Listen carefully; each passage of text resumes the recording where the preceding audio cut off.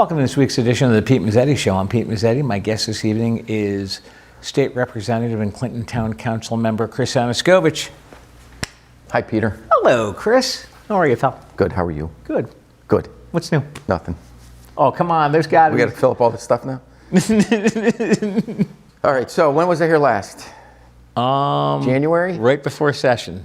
Right before session. So, yeah. Town manager in Clinton has, he resigned in December and ended in February. So he left in February, middle of February. So we now are in the process of going through hiring a headhunter firm in order to put out a search for a new town manager. So that's in process. And we have a new interim town manager, Richard Brown. He actually is part of the headhunting firm that we hired. Randy Frank Consulting is the headhunter. That's the firm that we hired in order to put out the search for the new town manager. So that's hopefully going to be posted. We've had a couple of meetings on that already, and we've come up with kind of what we want to put out to the public in order to generate some, some activity on that. We have had some people that have applied already, and then the search we'll get an update next week as far as where we're at and how many people have applied so far. So I think at this point there was probably, I think they said 8 people that have applied. The hard part's going to be, getting somebody who was a town manager in another town, which is what you would like. Mm-hmm. We had Carl, and he was great. I mean, I think he did a lot of great stuff for the town, and his experience and his knowledge, he brought a lot to Clinton and really helped us kind of, keep the waters at bay. Got us through COVID, dealt with what we needed to deal with on that end. So he was a great asset to the town. And I think losing him it's going to be a big problem. I think it's going to be an issue. I think, I don't think people understood really how much he really did bring to the town. So hopefully we'll find somebody with, as much experience as him. But the problem becomes, we don't have a board of finance. No. So the individual that we need is going to have to be somebody that's very knowledgeable on, working with the budgets. Mm-hmm. So that's one of the things that is going to be important to have as we go out and make that search and determining who we want to bring in. Now, as far as the search goes, is it a national search? Do you search just New England? Nope, it's a national search. So they put it out in periodicals and they advertise it across the country. Okay. So there are some people currently that are in state that have applied, and there's a couple that have been out of state that have applied so far. Okay. That sometimes becomes a little bit more difficult, just for timing purposes on how quickly they can get here. So that's going to play into how quickly we'll have a new full-time town manager seated. So we have a contract in place now for the interim town manager to help us navigate through the process until we get the final town manager. Now what people don't know is the town manager is there just to run the town. That's his job. Meaning he's not at public events, he's not the grocery store openings or... No. It's, town managers are non-political. Okay. So basically that's not even a question you can ask somebody when they apply for the job. Political affiliation, it's not even asked because it doesn't play a part in, who we hire to fill that seat. Okay. So that was one of the things that I spoke about at a council meeting, was that we're still learning, I think. We're still in the learning curve as far as what this town manager should be, mm-hmm. and what their job is to be. Okay. And, the council is what they are. We have 7 members on the council. There's a chairman of the council. They're the ceremonial head of the town. And the town manager runs the town. He deals with town employees, deals with department heads. He deals with human resources. I mean, Carl, budgets. Budgets. He dealt with the union contracts. We have 5 unions in town, so it's difficult. And Carl did a great job negotiating the contracts with the unions. So he did a lot of work on that. So he did a lot of work that, like a lot of town managers don't necessarily do. Right. And I think that's where we're going to feel, most of the hurt, because we don't have a board of finance. Mm-mm. So he dealt with that. And so he would do the budget, he would deal with department heads, he'd bring it to the council, and then would come with areas that he felt we would be able to, maybe move some stuff or deal with some cuts. So we'll miss that. Luckily, he was here through that process, and he stayed through. Just our last meeting we had, we basically went to, approved it and went to public hearing. So at least he stayed through that process, and then hopefully if it doesn't pass and we have to come back and make cuts and stuff, he'll be available. So he's actually signed a sort of a contract, consulting contract, so that if Okay. we need some things with him, he'll be available, and we need him to be available. Yep. Especially for something like Pearson School, Mm-hmm. because that's still in the beginning stages as well.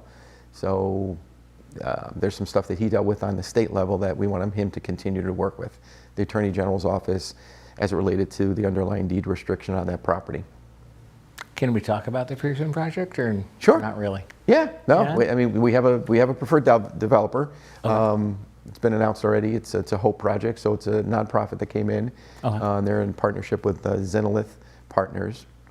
So we have an agreement in hand with them. There's not a final signed contract. We're in the process of an access agreement now, meaning the process of what they will need to do on that property prior to signing the final agreement on it. So, hopefully that in the next 30, 60 days, we'll have some more movement as far as what they're going to want to do, what access they want to the property, because they'll have to do testing, they'll have to, do a whole bunch of stuff for themselves to know kind of where they're going to need the most work on that property. Now that building's been closed for a while. Going on 5 years. Who knows what it looks like inside when Well, you open the doors? The good part is it's been maintained. Oh, has So it? the town has maintained it. Oh, okay. The utilities have been on, it's been cleaned, the janitors always go in, they always check it, so it has been kept. Okay. Because there's some expenses that the town's been incurring on that for these last 5 years. So, there's still things that they do and make sure that the property is, taken care of. Okay. So them coming in are more so on the, what remediation they want, if there's asbestos, that sort of stuff. There's also septic issues because it's going to be senior housing, so Yep. that's what they're going to bring to the table. So 42 units, I believe, is what they're projecting to put in. So there's going to be some septic issues that they'll have to deal with as well. So they'll have to go through that process of, doing the work that they need to do to find out how they'll handle that. So, but I mean, it's exciting that the building itself is going to stay kind of as is. The facade of the front, we've always stressed to anybody who wanted to come forth that we would like them to keep the facade of the building because it's important to the town. Yeah. And then the other easements as it relates to the church, that's going to stay in place as well, so that the church will have access as well to people that want to go there. And then the gazebo in the front, we also carved out a piece for that. Okay. So that we could try to keep that, because we know we do the summer concert series. Concerts, there. right? So your parents always go. So Yes. you'd let them know we did that just for them. Okay. And those were that's part of the community, the fabric of the community that we wanted to keep in place. And it was important when we, talked to any developers that came in that they understood we wanted to keep that. Now, you said it's going to become senior housing. How long do you think this is going to take? I don't think the project will probably take 3 to 5 years to Okay. completion. First process is the access agreement, that they'll start doing the work that they need to do. Then they'll continue to work on the financing on their end. They'll do a lot of tax credits and historic tax credits. So part of the interior of the building, there's a gymnasium. Yes. That has to stay, because that'll be the historic part of the building that they'll keep intact, which allows them to get state historic tax credits. Historic funding. Yes, so they're going to access that as well. So, and as a nonprofit, they have outlets to get some more funding on that as well. Okay. And then that piece of it and that part of it, the town is in negotiation with the developer as far as what the use of that will be. And so we're hoping that we'll have some sort of access to that, just depending upon, how they'll do an exit and an entrance, and see if there's some way for the town to have the ability to access that area. And again, there's always been the talk about a senior center in town. Yeah. And as far as what's going on now, Christina Akampora, who runs our Yes. senior coordinator, she does Sure. an outstanding job. Yeah. She came before the council and talked to the council about her desire to be involved in anything that happened there.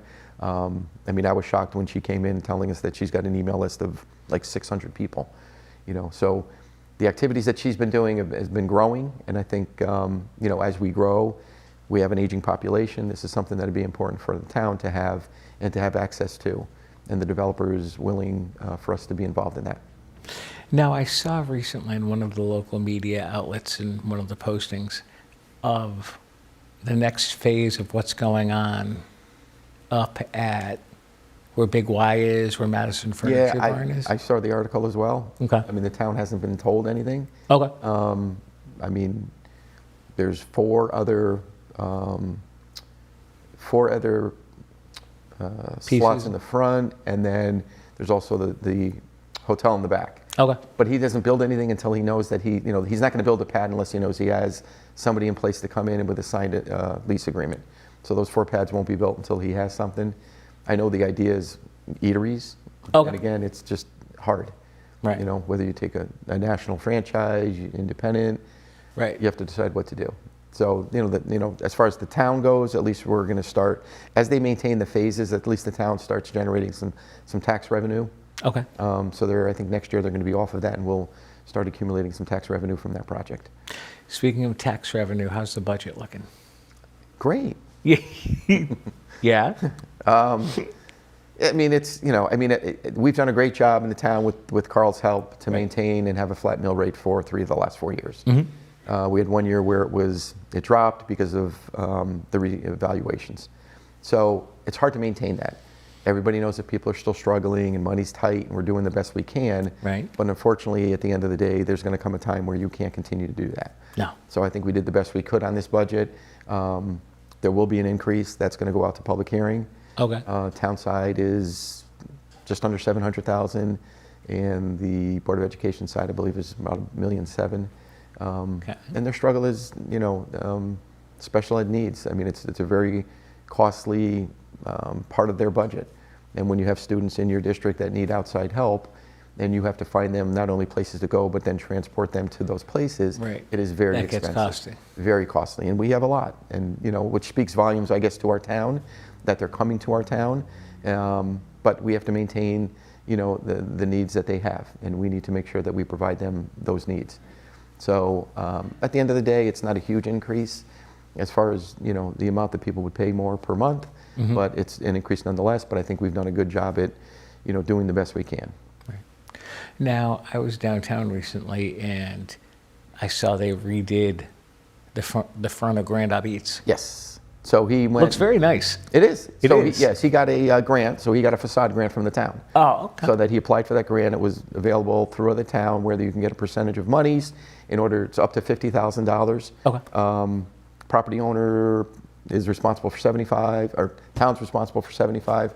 The property owner is responsible for the 25% difference. So he applied for that. He got that, and that was also utilized by Clinton Glass. The facade that they did on Clinton Glass, he also utilized that. And Milano Chiropractor also utilized some of those funds to do facade next to Pearson Next School. to Pearson, yeah. Yeah. So some of that facade's the program's been around for a while. There are some restrictions because of the grant funds that are available. Yep. So if you're a historic building, there's some things you have to work through in order to do that. But it's been a big push. It's been a big talk about that we do as far as downtown and trying to, get conformity in our downtown. And the hard part is that as a town, we own nothing. Right. We own Pearson School, and that's it. So we don't own the buildings that are downtown. So it's difficult for us to maintain and ask what, there's things that we would like to see. Right. But how do we get to that end is difficult. If we don't own the building, how do we get that property owner to do what we would like to see them do? Right. So it's an ongoing conversation. There's some things that we've talked about. There's a downtown committee, part of that with a couple other people on the council, talking about maybe just doing some regulation changes as far as what we would like to see downtown, so business-wise, so that it gives us a little bit more conformity, number one. Number two, kind of getting the businesses there that we'd like to see. Okay. But again, nothing changes unless that property sells. Right. What else is going on downtown? Downtown, that part, that's really kind of what we're working on. WPCC, the Water Pollution Control. Yep. Dug some pits in the parking lot across the street to see what we could do for sewers, because that's a big part of our problem. Our infrastructure is old. We don't have sewers. So some of the things that people would like to do downtown, they can't. Some of those older buildings, if you wanted to put, let's say, an apartment above them, in order to generate some income for that property owner, he'd have a very difficult time because the density, and they don't have the sewers. So trying to figure out some ways where we can do some alternative sources of septic, and hopefully we can find some ways to kind of do that so we can bring more into that area. So, we'll see what happens on that. That's going to be an ongoing conversation, and one that, unfortunately, we'll probably never see. Right. So, if we wanted to change our downtown, that's kind of the thing, It's not going to be something that's going to happen overnight. It's going to be long-term, and then we may never see it. We've also allocated $1.4 million of our undesignated fund balance in order to do some sidewalks on North High Street. Okay. Going west. So there's a portion of sidewalks that we'll be doing there. So that money's been allocated. Hasn't really started yet, but we're going to do that. Library wants to do some work, so we've allocated some money for survey and a study for them to look into doing some work. Don't know what they want to do, but there's some things that they do want to do there. So that'll be something that they'll be working on as well. Across the street from the police department, you can see they're leveling all the trees over there next to the 360 Credit Union. So that was a project that was approved last year, and where the corn crib was. Corn crib left. They kept the other building and did work on that to maintain that building because it was considered to be historic. And now the developer's coming in to do that, and those are going to be townhouse style condominiums there. Nice. So a lot of housing coming in. The one over by Unilever is, I think there's 4 units left there. So that's almost full, which is unbelievable. But but at least there's some there's some activity there. And then the old Bank of America building. It's going to be a restaurant with 2 apartments above, so that's in process right now. So they're doing work there. And I believe that might be it right now, other than the demolition of the old Dina Valley's building. I saw that. Yeah. I saw it. It's not cursed. No. So that was the big talk. So what happened? What happened? So it wasn't an occupied building. So the owner was an absent owner, so there was nothing there. So the business was closed, nobody rented above in the apartments, and the waters and the pipes burst. So by the time they finally got to the interior of it, it was just, I guess, pretty much a disaster. Just tear it down. So the best thing that they could do was just demolish it and level it, and that's what they went forth and did. So that's leveled. There's nothing that's been come forth for the town, so there's nothing currently that's going to be presented to go in replacement of that right now. But hopefully at some point that'll go as well. I did notice I was by there the other day. The building is demolished, but the sign is still We're up. just going to make sure everybody still knows. The building is demolished, but the sign is still up. The difficult thing was they always say it was cursed, but Dina Valley's was wonderful. I mean, it was. I mean, his business did well. They survived all the curse stuff, and it was just finding people. I mean, COVID hit, had trouble finding people to work. Like a lot of restaurants, and unfortunately, you have to do what you need to do. He owns one in Rocky Hill as well. And does he? Yeah. So there was one there, and so he was going back and forth. There was a lot of work, and it was just overwhelming. It's family business. He has family, kids, grandkids, and it was hard for him to kind of maintain a lifestyle that was healthy for him, I guess. So it was kind of the Rocky Hill was there forever and still open. So we lost ours. So now we have to drive all the way to get. Now we got to go all the way to Rocky Hill So, and that's the other thing. I mean, the restaurant-wise in town, we need more we need more restaurants. I think it's because it's we have the ones down by the water where they're seasonal. And that takes away from a lot that we have in town. So it's. And then we have the other one by your office. I mean, you have to continue to, and I guess some of this has to do with our infrastructure. And that's the problem. If we had sewers, things could be different because people would be able to do more. But unfortunately, we don't, and it's an extremely, expensive in order to do that project. And so we have to kind of figure out what we're going to do and how we'll be able to do it. Now, as far as the budget goes for the town, I'm assuming the Board of Education is a bigger chunk of the budget rather than the town side of things. I mean, our budget is hard, and it's hard because on the town side, 77% of our budget is contractual agreements. So there's not much. Like, when you get into a budget season and you're looking at things to cut, well, where do you cut and how do you cut? Because you're cutting services. And we don't want to cut services to the public. We want to be able to maintain kind of what we have. So it's hard on the town side to kind of, deal with that. And it's the same way on the education side.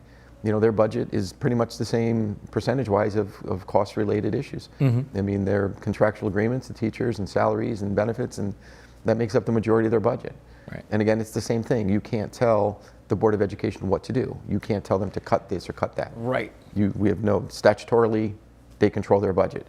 So the only thing you could do is ask them to reduce the amount. And this year we went through and people kind of understood, where their budget was. They understood kind of where their expenses increased. And a lot of it had to do, like I said, with special needs and the cost associated with that. So how do you get rid of that? You know, you want to be able to provide those services in town so that when people move here, they know that they have the availability to utilize that and that we'll take care of them. So it's hard, you know, it's costly, and it's just very difficult to make cuts, because when you make cuts, what do? On the town side, it would be getting rid of workers. And where do you want to go to get rid of somebody? Right. You don't want to do that. No. It's a bad thing. Yes. Now, as far as the other things going on in town, What else is going on? I don't know. A lot of development, you know, these new developments that are going in. I think the Pearson School is a big one, obviously, because it's, you know, something that's been there for quite a while. Right. And the underlying deed restriction, because we talked a little bit about that with Carl staying on. Yep. So there's an underlying deed restriction on that property, so that the town had at one point paid the Morgan Trust money in order to relieve the underlying deed restrictions of the usage of that building. Okay. Because it was considered to be for educational purposes or moral fortitude. That was sort of what the use of that building was supposed to be for. Okay. So in order for the town to kind of be able to branch out and say, what else is available for us to do with that building, we needed to kind of have that released. So that was done, but the deed itself still has to be approved, and the monies that were paid has to be approved, which has been okayed, but there's still work that's left to be done at the Attorney General's office in Hartford. And Carl dealt with that from the time he got here. Okay. So he's agreed to stay on as that process goes through, and sees it through the process. So hopefully that'll be something that will, you know, continue to move on, and we'll see some activity sooner rather than later. Okay. How are things going on the town council? Good. Got new people seated on the council, so kind of just weeding through all that, getting everybody up to speed on that, getting everybody, you know, because again, you know, new members, you're kind of revisiting what was there before. Yeah. You know, and then losing a town manager also creates more problems, because now you have an interim coming in, and the interim obviously is, you know, maybe doing things differently than the original town manager was. So you might have a different view on kind of how things are being handled, so that becomes an issue as well. So we're working through what we need to work through, but it's a struggle, you know, and it's hard, and it's nobody's fault. It's just the reality that we have an interim town manager, you know, which is different than our town manager. And how, you know, Carl went about doing things may be different than what an interim and how they handle it. So the interim that we have was a former town manager in other towns within the state of Connecticut, you know, so he has, you know, some knowledge of how to do that. Right. You know, the issue becomes, you know, the permanent and what we're going to get. And based upon preliminary discussions, there's not a lot of town managers or city managers out there on the streets. No. Because there's a lot of places in the state of Connecticut that are looking for town managers. Right. So that's the other issue, is we're fighting a battle. So hopefully we'll get somebody that can help us like Carl did, and, you know, if not, we'll work through it. Right. Now, how long typically does it take to get a permanent town manager? It depends. Or does it depend? Right. I mean, it all depends, you know. Depends who's coming forth and submitting applications. Okay. Depending upon what the council would like to see in the new town manager. Depending upon how long we want to keep it open. You know, because again, the headhunters will obviously collect the resumes and then put together a list of people that they feel would be best suited to be a town manager in our town. Gotcha. Then there'll be a short list, and then the short list is interviewed by the council. So, you know, there'll be a process of going through. The last time, instead of, we did like an open house kind of thing where told everybody in town we're gonna have an event at town hall. The last 3 that we had that we were interested in interviewing, we had the town come in so you can meet the individuals, just to kind of get an idea of them personally. Okay. And we'll probably do the same thing again. But again, coming to an agreement, there's 7 people. Right. There could be 7 different ideas of what we want to see in a town manager. Exactly. Right. I mean, I know what I would like to see, which may not be what somebody else likes to see. Right. So it's hard, and you just have to, hopefully, you know, we get that one person where everybody says, you know what, that's the, you know, the person that we want to go with. Would you mind sticking around for another segment? Sure. All right, we'll be right back. Social media Media is used as a fun distraction for some people, and taking a Facebook quiz may seem like a harmless way to pass the time. But are you giving away more information than you think? A few questions are answered to prove how well you know a friend, or a short personality test is offered to match with a character from your favorite show. These quizzes appear to be meaningless, but the intent behind them is to collect your information. Questions like, what was your first car? What is your mother's maiden name? Or what is the name of the street you grew up on? Are common security questions for insurance, banking, and credit card accounts. Sharing this information can lead to accounts being hacked and personal and financial information being stolen. Before answering a quiz, figure out who created it. Review the social media account's privacy settings. Don't share your phone number or address on social media accounts. And don't accept friend requests from people you don't know. Also, be wary of a second friend request from someone you are already connected with. The second profile may be an imposter trying to access your data and your friends list. Connecticut has lost $35 million in gross earnings taxes because cable TV providers are losing customers. Yet cable companies continue to enjoy a tax exemption on their equipment that their telecom competitors don't get. At the same time, the telecoms don't pay gross earnings tax. This doesn't make sense. It's time to level the playing field. Make everyone pay their fair share. Please support sustainable funding for digital equity, Community access, and the CTN network. Welcome back to this week's edition of the Pete Mezzetti Show. I'm Pete Mezzetti, sitting here with Chris Aniskovich. Chris, welcome back. Thank you, Peter. Thank you, sir. All right, so we talked about town stuff in the first half. Yes. Let's switch over to your state representative role. Okay. How things going? Excellent. Last time we were together, it was right before, I think it was right before session. Yep, session started January. Already done in May. Yeah. So this is a short session. So, but it doesn't mean you do the same amount of work, but you do it in a short session. Yes. So we'll be there up until May 8th, and that's when we break. But it's the same sort of process. So we still go through bill proposals, discussing bills, bringing them to the floor. The most of the stuff, though, since we have a biennium budget, a lot of most of the bigger asks have to be budget related. Okay. So your bill proposal process have to go through the committee. So it has to come out of the committee. If you would like to propose a bill, you go directly to the committee, which is a different process in the long session. But it's sort of the same thing. So once we started, we're there a lot. Right. So you go to your committee meetings, and then you have public hearings, and depending upon kind of the what the bill proposal is, the public hearings can get fairly lengthy. Oh boy. I serve on the Commerce, Banking, and General Law committees. General Law is I love General Law because obviously it encompasses a lot. Right. But they all work. I love being on all those. They're very active, and a lot of stuff goes on. So process is the same. You spend a lot of time up there. The public hearings are the same. But hopefully, towards the end, you spend more time in session than you would on a longer session. So once you start getting those dates, you realize that you're going to be living in Hartford for a long time. Right. And then once session. But that's what you sign up for. So. Right, exactly. And then once session's over, you can come back down to the district and. Well, So what happens? I know it's considered a part-time job, but it really isn't. It's kind of what you put into it as a representative. I've always wanted to be active and visible and in the districts. Right. Finding out what's going on in your district and knowing what's happening in your district. So there's still things that you do throughout the year.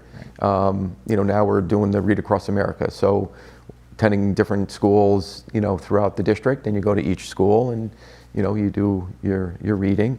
You wear funny headbands. I saw pictures of you. Very nice.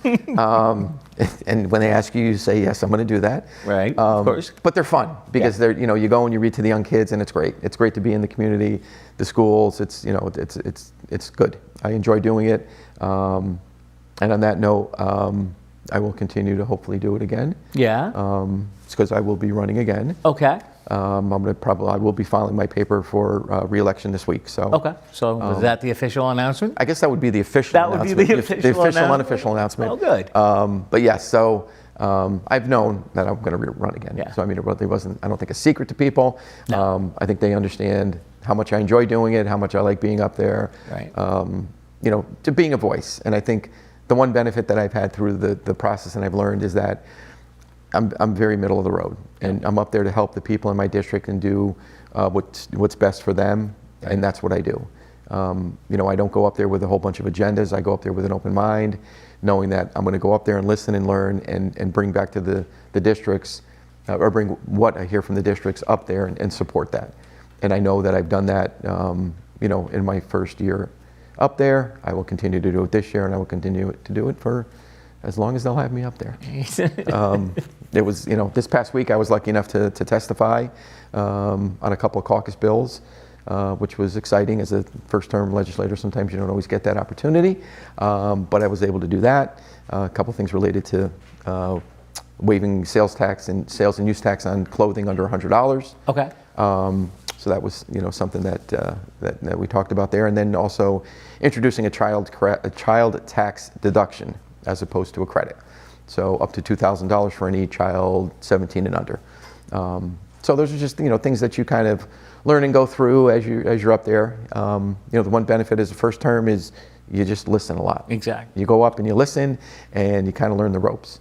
I have been lucky enough to have been up there in the past with my brother was up there. Yep. You know, to kind of see how it kind of all works. And the one good thing about lobbyists is sometimes they never leave, because my brother's been out of there 12 years, and a lot of the lobbyists that are still up there are still there, and they still know the name, so at least I'm good.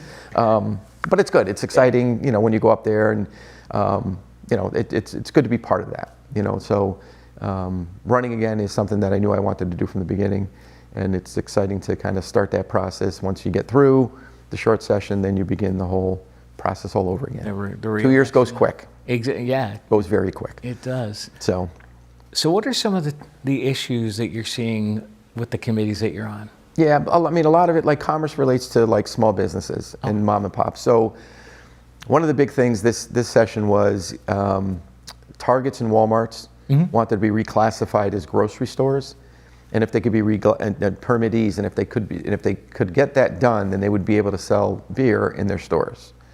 So that was a very big proposal. Okay. That came forth, and you know, I have a district where there are a lot of package stores. Yes. Clinton tends to have a lot of them. Doesn't mean we're a bad community. We just like, to, you know, we like to make sure everybody's, you know, you know, their thirst is quenched. So I support that. I support mom and pops, the small businesses. Oh yeah. I believe that's the fabric of our communities, especially our smaller communities. You know, where that's, you know, they make our town run. Right. Always been supportive of it. I was supportive of it last time when they tried to, you know, bring it into the grocery stores last time and have to sell wine in grocery stores.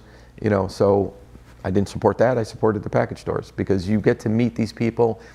And when you meet them, you realize that these are mom and pops, and their kids are there, and their nephews and their nieces, and the longevity of how long these places have been open. And you know, you want to be able to support them. So that was a big push on commerce. It didn't come out of committee, so that's not going to go to the floor for a vote this year. Oh no. You know, banking, we deal with a lot of Department of Banking issues as it relates to a number of different things. You know, going down to what names are on bank statements for the elderly, right, so that people can't take advantage, you know, of them, even within households. So there's a lot of things that, you know, Department of Consumer Protection relates to commerce, banking on the banking side, and general laws encompasses everything. You know, and there's a lot of, once cannabis was passed in this state, there's continually looking at, you know, ways to kind of modify kind of those things that are out there. Right. So cannabis and hemp became a sort of a big issue on this time. So there's bills that we'll deal with. One big one we'll be dealing with tomorrow. Okay. So we'll be up talking about that. But those are the things that, you know, you kind of, it engages you, and you have to stay engaged, because once a bill passes, it doesn't mean that that's it. Because what can happen is that bill can be modified, and there can be things that we can do in order to, you know, maybe make things a little bit better. So you just have to stay open-minded. The difficult thing on bills, and people always ask, why did you vote on this bill? Right. And I might have voted in favor of that bill because there were things in that bill that I liked, that I think were important for my district. Correct. But there may have been other things in that bill that I didn't like. Right. So you have to kind of weigh your options when you're up there and understand the bills. So there is a lot of work that you have to put into reading the bills and understanding the bills. the help that they give you once you're up there is immense. You have a legal staff that can help you, so there's people that you can always talk to. Right. The important thing is you have to be visible, you have to be there, and you have to engage. You have to go to wherever you need to go in order to get the answers if you have questions, because it's you're going to be asked the question. Right. If there's bills that are out there that you voted one way, but there was things in there that somebody didn't like, and you supported it, but you supported it for a different reason. Right. So. All right, I got a question for you. Okay. In your Oh, boy. personal You're opinion, gonna get me in trouble now. start with me. Why is public access so important to you? I mean, public access is important to every community it's in. I mean, it's important because it's a way for people in your community to get the word out to people that don't have the ability to maybe attend a meeting, maybe to be out in the public and get information that they may need. And showing that public access is something that's available to anybody through local cable network is huge. I mean, it brings the message to the public. I mean, the biggest thing that you always find, as an elected official anywhere, it's communication. I mean, that's important. And it's important that this is an avenue that people can utilize in their own home whenever they want. Because, I mean, they can see it whenever they want. They can turn on the TV and they can look at something and go back if they choose. Yeah. So the access that they give is immensely important. I mean, I would always support, obviously, the continuation of funding for these because we need this. Right. And we need this in order to make sure that people are getting the information that they need. Allowing me the ability to come here and talk about things that people otherwise may not know. Right. It gives me an avenue for people to get to know me other than just saying he's a state rep or he's on the council. For people to know me, hear me, understand where I'm coming from. Who are you again? I don't know. See, See, it happened. you don't know, huh? Yeah, see? See? So that's important. I mean, any communication that you can bring to the public so that they're aware of what's going on, that's what we need. Okay. Well, thank you. Yep. And as far as what else is going on up at the Capitol? Well, the big ones obviously are electric budget. vehicles. Yeah. Well, the budget's done. So our budget's a biennium budget up at the Capitol. So All right. things now that we fight on, or not fight, I shouldn't say fight, that we discuss, are funding that you want to increase funding for certain avenues. Okay. So the nonprofits, education, early childhood, there's a lot of different places that come and ask for more funding once the biennium is passed. And nonprofits is another one. I mean, it's something that I fully support, and anything we can do to get more money to nonprofits is something that I would always support because it's important for us to support what they do on a daily basis. Yeah. And know that it's important for them to survive because they are a huge part of every community that we're in and they do a lot of good work. Right. So those are the things that you kind of talk about, and you being out and being visible at events. We go to a lot of legislative events, so a lot of breakfasts, a lot of wherever, and I go to all of them. Yep. And the reason I go to them is because you meet the people that are involved. Right. And I want to hear from the people. I want to hear from them, and hear what they have to say. Right. If you don't go, you don't know. So shame on you. So you want to be able to go to these events, and you want to be able to meet the people, and you want to be able to listen to them. And that's very important as a legislator, is making sure that you're attending these events so that people understand.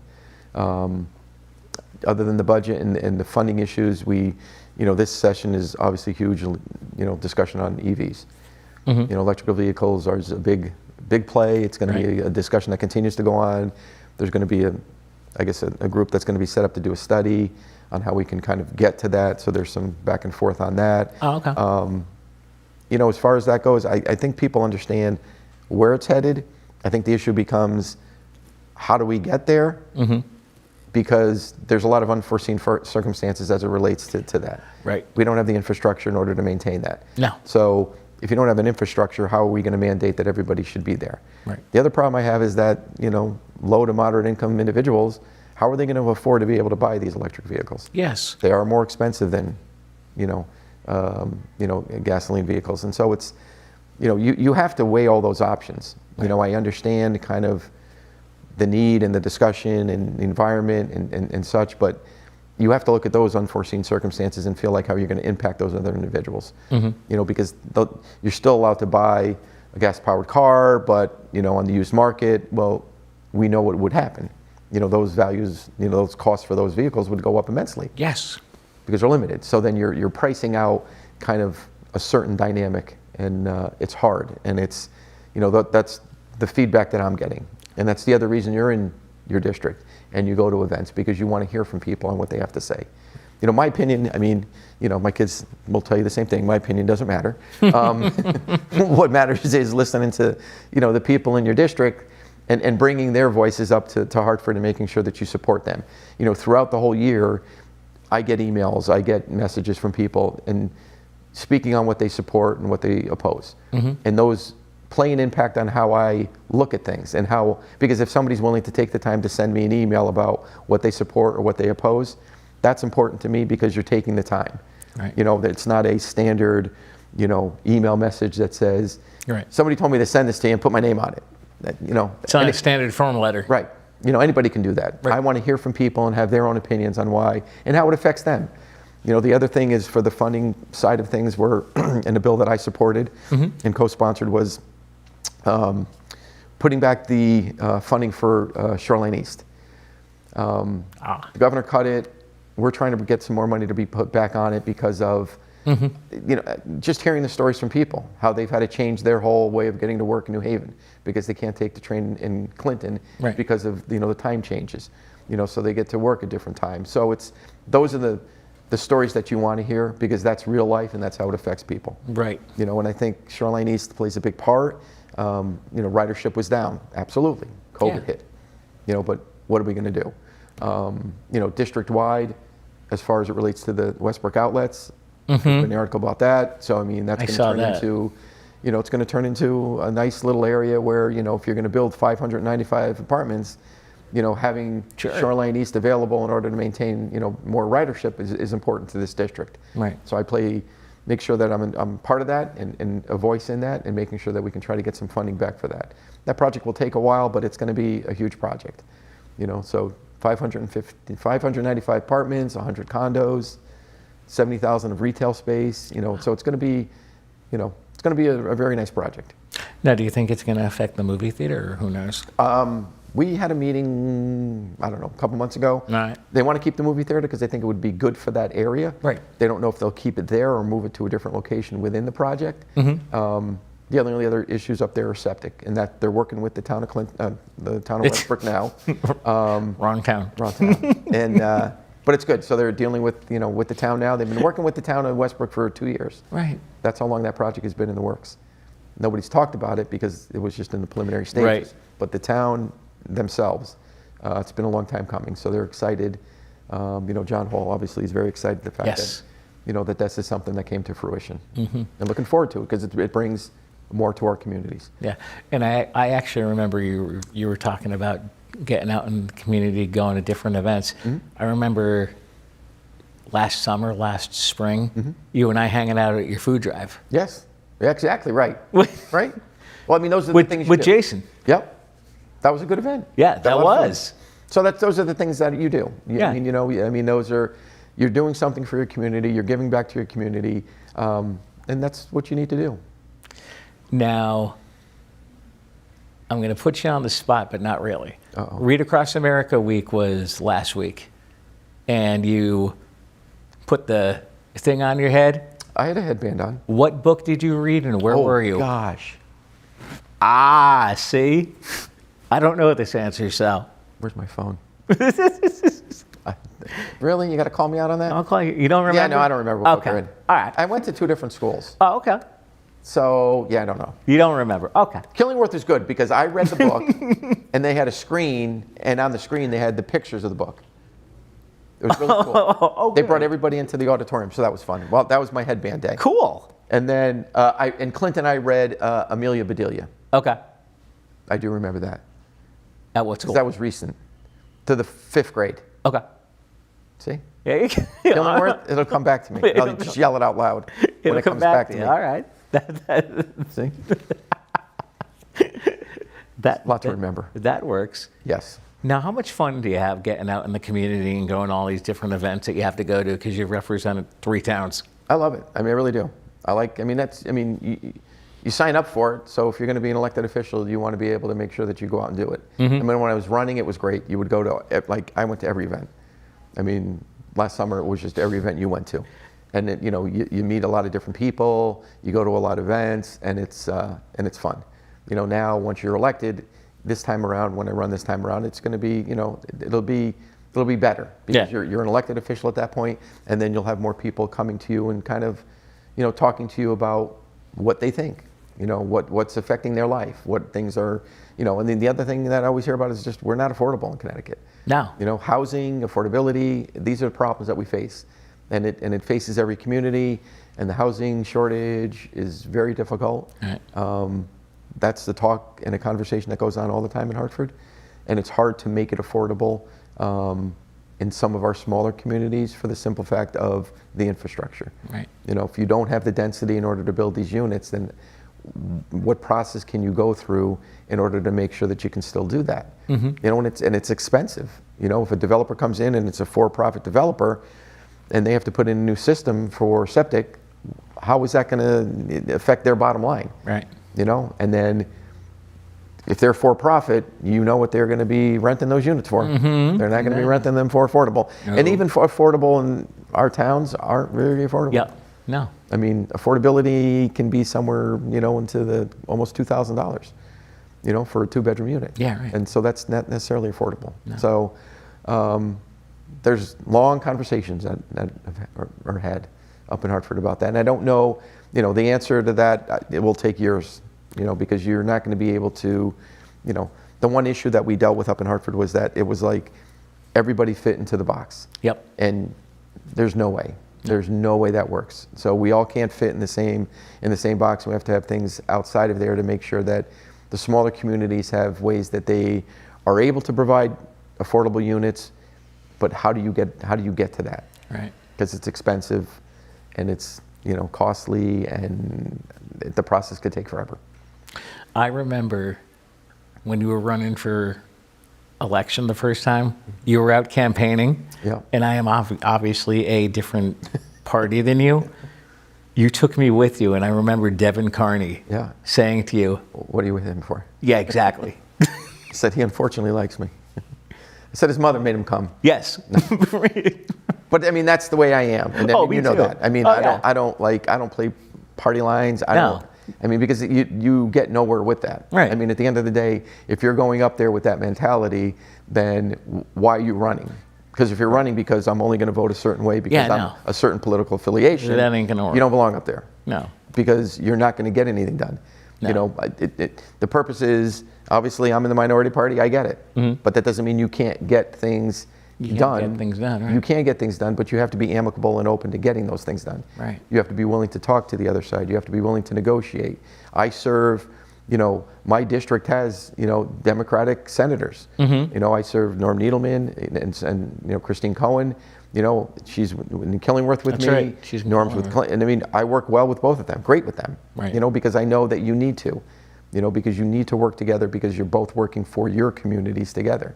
And you need their help and their support on a lot of the things that we do. And I've worked well with Christine up in Killingworth, Norm and Clinton. I mean, and I enjoy that.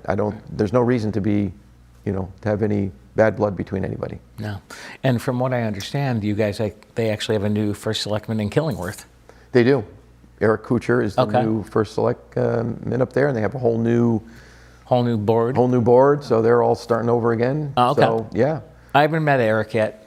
Good guy. Yep, Is I he? met him a couple times. Okay. So it's good. Yep. But those are the things you do that, I mean, you go out and you meet the people, and again, it doesn't matter what party you are, you're going to work together. Right. I was happy, again, we got Vista $500,000 grant to do work on the Vista. I saw you, speaking of that, I saw your picture in the paper not long ago. Yep. So we fought hard to get that, and they needed it. They welcomed me up there, and we went in and looked at the building, and the building needed, the outside of the building needed a lot of work. Yeah. The walkways and the porches, and you have people that are disabled. Some need wheelchairs, and they weren't able to get around. So we had to fight to get it on the bond commission. First go around we didn't get it, and kept fighting. Second go around we got it, and it was important to to bring that back to the community, to know that I was there to fight for them. And, I supported it, I worked with them, and we were able to get it done. And that's the property here in Westbrook? Yep. Vista Life Innovations. Right around the corner. Yep. From where we are right now. So it's, those are the things, it makes you feel good, that you're doing things and you're giving back. And then once you meet the people in those, because I went to Vista multiple times and met the people there and the students there, they're great people. Yeah. You know, they work in all of our communities. Right. A lot of them work in Clinton at the Stop and Shop. I see them. Right. You know, I love them. I mean, they yell my name out now. So, you know, it's good that you meet them and you get along with them and you know, you feel part of the community, they feel part of the community, and so that's what you do. So it's important to do that. It's important to be visible. Sometimes it's not good. No. My daughter doesn't like going to the grocery store with me anymore because I have to talk to too many people. Oh, trust me. But that's okay. I remember when my mom was on the board of Exactly, selectmen, same, right. going to the grocery store for 3 things took her an hour and a half. Yes. You got to go to the grocery store. Now you go at like, Stop and Shop closes at 9, you go at 8:30. Yeah. In and out. But it's good. ShopRite, you go in the afternoon, but you don't go on Tuesdays. Right. Certain days. You learn Right. your lessons. But it's good. But I enjoy going when people are there because you do get to talk to people. Right. You know, and it is good. They see you there. And that was one of the things that, like with the whole town manager, like when we changed our form of government, you know, before we had the first selectman and they always saw the first selectman. Yeah. Right? Then when we changed to town manager, people were like, well, you know, we don't see him anymore. Right. Well, because it's a different individual. That's not a first selectman. You know, that's the town manager and he has a different job and a responsibility. Right. So. I could think of a particular first selectman who was all over town. You Still is. Still see him, of course. I haven't seen him. I see him at the grocery store all the time. I haven't it's good. seen him. My mom's on a committee with him. Yeah. With Arthur Isaacson. Yep. And that. Yep. Yeah, and actually they have another project they're looking to kind of maybe do some more. They do? Which one? They have a nonprofit. They're trying to get some more land so they can build some more units as well. So it's sort of in process. I don't know what's happening with it, but I know they've been talking about it. So there's a lot of good stuff going on in Clinton. I mean, it really is. You know, it's good to see what's going on in, you know, Westbrook at the outlets. Yeah. You know, people have seen that, you know, kind of the demise of that outlet. But it's good to see some, you know, breathe new life into it and get it going again. Right. You know, Killingworth, you know, is just Killingworth. What's going on in Killingworth? I mean, they just, you know, they do their thing up there. You know, I mean, it's amazing that they have nothing. Like, it's like they don't have a grocery store. Nope. You know, but it's like, it's a great community. And again, the reason, again, small businesses. Right. I mean, a lot of mom and pops. You know, there's a lot of restaurants up there that, Barrel House and Twisted Goat and a couple new, bakeries. And I mean, there's plenty of stuff up there. You know, and those are the places that you need to go and support, especially the new ones to make sure that they continue to thrive. Right. And it's hard, you know, when you have a smaller community, not a big population, you have to make sure you get the word out. Right. So I do what I can to help and provide them grant information for funds they may need, you know, for their businesses. So that's, you know, makes you part of that community. And if you're up in Killingworth, you got to go to the Copper Skillet. Oh, well, you always go to the Copper Skillet. And right, see for our breakfast. friend. Which one? What do you mean? Why are you looking at me like Diane. that? Oh, Diane. Well, she's at the Coastline Brewery. Well, that too. Yeah. But I mean, that's what I mean. Those are the things that, Right. you know, the small businesses are what make these communities work. Right. You know, we're not like the big cities where you have, you know, the big, you know, Targets. The big boxes. We don't have box that. stores. So, and you know, Clinton, we have 5 package stores and we got 3 grocery stores. Yeah, there you go. We have everything everybody needs. That's right. And I even saw up in Essex, they had where Colonial Market was. Yep. Right across from, you know what I'm talking about? No. They had Colonial Market in Essex. Yeah. What's next to it? Right across from where Oliver's used to be is where Colonial Market was. Okay. They actually had they had a grocery store Open up? recently. Yeah, I mean, that's those, and Yeah. then, like you got the smaller, like we have big box ones, but I mean, like at the outlets, at the Westbrook outlets, they were talking about doing a smaller Really? grocery store. Cool. Because that whole thing is going to be like its own little development. Yeah. Because there's so many units in there. So, you know, whatever you can bring in, I mean, that's, you know, but, you know, unfortunately, like a place like Killingworth, they really don't have much. No, there's not. You know? There's nothing there. But it's my district, leave it alone. Exactly. They do well. They're okay. The ice cream place is there. Yes, it is. Yes. Well, the old Killingworth Inn has been sold as well. Oh, really? Yeah. Oh, I didn't know that. Yeah. Okay. So that's going to hopefully be redeveloped and deciding what to kind of put in there. So that Cool. hopefully will be another restaurant up there. Cool. Somebody had posted something about that. So it's good. A lot of growth. A lot of good stuff. Awesome. Chris Aniskovich, thanks for some time. We'll see you again soon. Thank you, Peter. You got it. On behalf of Chris Aniskovich, I'm Pete Mezzetti. Thanks, good night, and we'll see you next week.